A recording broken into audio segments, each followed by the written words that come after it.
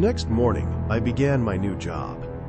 Same office, same desk, same coffee. But I was no longer Isaac the employee. I was Isaac the saboteur. I started small, quietly. I memorized passwords. I learned who used what servers, and which folders were synced to the cloud, and which were only stored locally.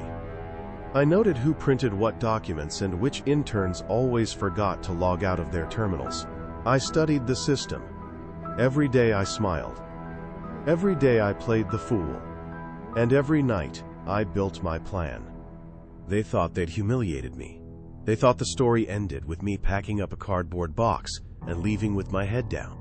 But they'd given me something far more dangerous than shame. They'd given me time and access. They didn't fire me immediately. Legal needed time to, quote, finalize the package. They wanted a clean exit, not a wrongful termination lawsuit. So while the lawyers deliberated, I remained. Weeks passed. I planted code.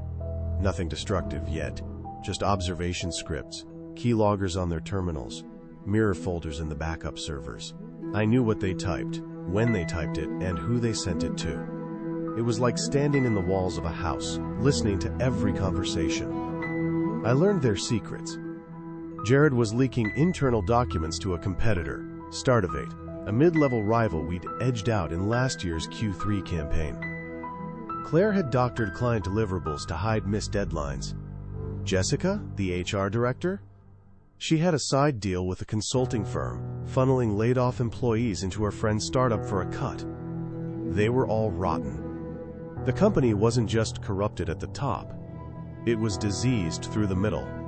I didn't plan to burn it down. I planned to carve it open. Surgically, publicly. And I had just the plan. The first domino had to fall silently. I started with Claire. I had a mirror of her entire desktop. Every document, every email, every poorly thought-out message typed in a rush. I compiled a folder of altered timelines, falsified vendor signatures, and a draft proposal she never sent that could have saved a contract we lost because she forgot. I sent it anonymously to legal and CC'd the board. Subject: Urgent Compliance Breach, Claire H. Confidential. The email was cold, clinical, loaded with exact timestamps and direct file links hosted from a private WeTransfer with a disappearing link. By the next morning, Claire's desk was empty. No goodbye, no LinkedIn post,